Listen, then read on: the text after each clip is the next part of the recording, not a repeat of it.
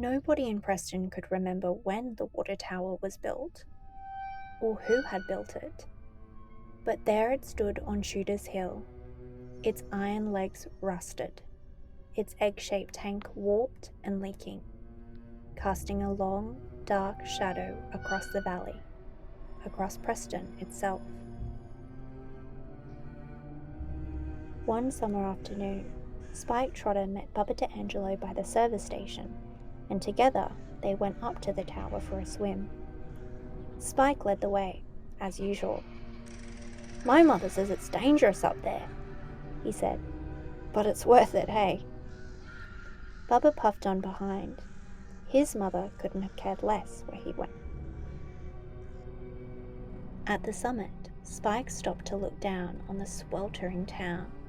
"Suckers," he grinned, and headed for the tower. Last summer, a security fence had kept trespassers out, but now the metal posts were twisted and flattened, and barbed wire lay coiled on the ground. "You reckon vandals done that?"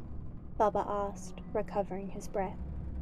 But Spike was already on the top. "Hurry up!" he yelled, throwing open the access hatch. "It's scorching up here!" He pulled his shirt over his head, dropped his shorts, and clambered down into the tank. It was dark inside. "The dark's got sort of a colour," Bubba said, squatting on the bottom rung of the ladder.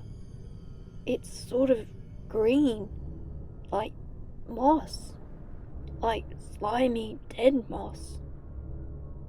Spike didn't answer. Except for the ghostly wailing he kept up for the fun of hearing the echo, he might not have been there at all. "Spike!" Bubba called. "Spikey!" Still no answer.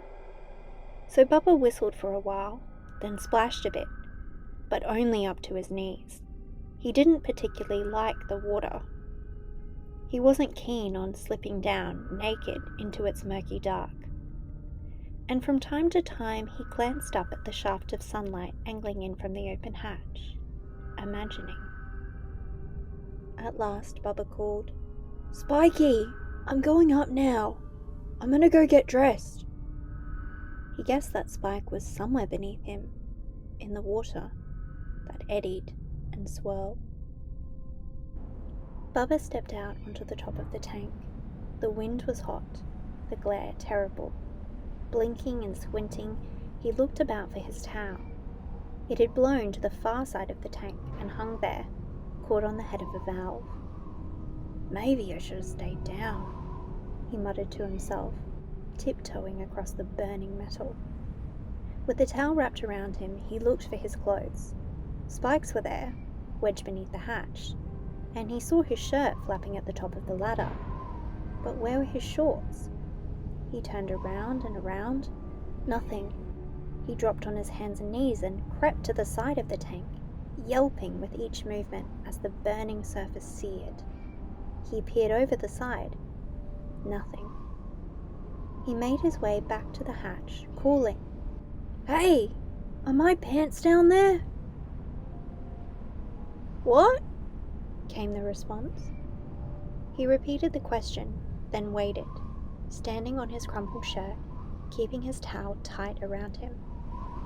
Spike's dripping head suddenly appeared. "Nah," he spluttered. "Nothing's down there but water." And he pulled himself free of the dark. Bubba looked about him again. "Then they've blown away. That's what happened, I bet." Spike laughed.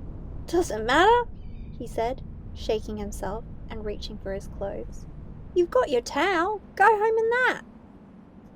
Bubba shook his head. "No way! If my mother finds out that I lost my pants, I'm dead." They looked at each other. They knew that this was true. Mama DeAngelo could land a wallop like nobody else in town. "I'll go back," Spike volunteered. "I'll run the whole way. I'll sneak in through your bedroom window and get another pair. Top drawer of your dresser, right?" Bubba nodded. Oh, okay, I'll wait here. I'll get back down out of the sun. Will you be long? Spike was already on the ladder. I didn't win the cross country for nothing, did I? I'll run. His last words were lost in the wind. Bubba climbed into the tank. I'll be all right, He muttered. I'll be all right.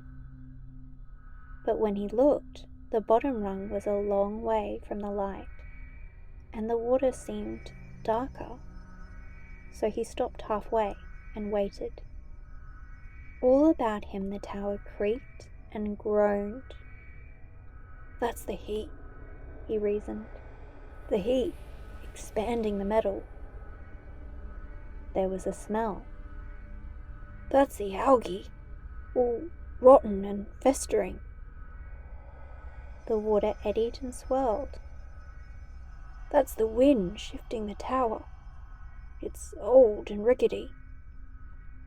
But he was frightened, very frightened, and rung by rung, so as not to shake the ladder, not to disturb anything, he crept upwards towards the sun. When Bubba reached the top, he lifted himself out and squatted a moment, catching his breath, calming his heart. I'll get off this stupid thing, he said.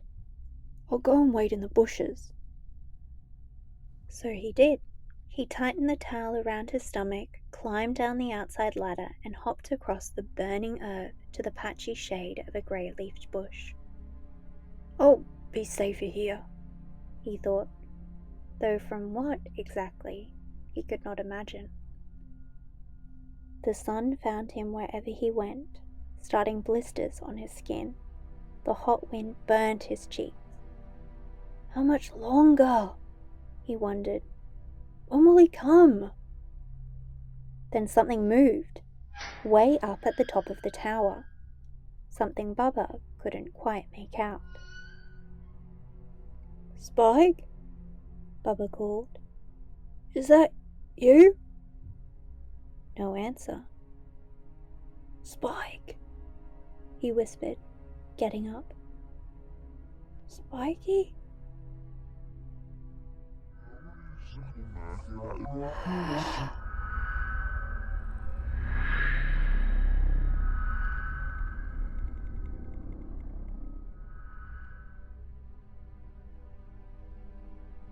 When Spike returned, calling and waving the shorts, Bubba stuck his head straight out of the tank. Oh boy, he said, dressing himself. If I had stayed down there a minute longer, I reckon I would have dissolved. The water was great. I had the best swim. I taught myself to lie on the bottom. I could do it to the count of 120. No lie, 2 minutes. Boy, that was good. Spike's eyes narrowed. This was not like Bubba. Not like Bubba at all. Go on, he said, shoving him. Show us your fingers then. Show us the water wrinkles. Come on. Nah, no time now, he answered. My mother will be worried. You know what a warrior she is. She'll be scared something's happened to me, won't she? He shut the hatch with a thud.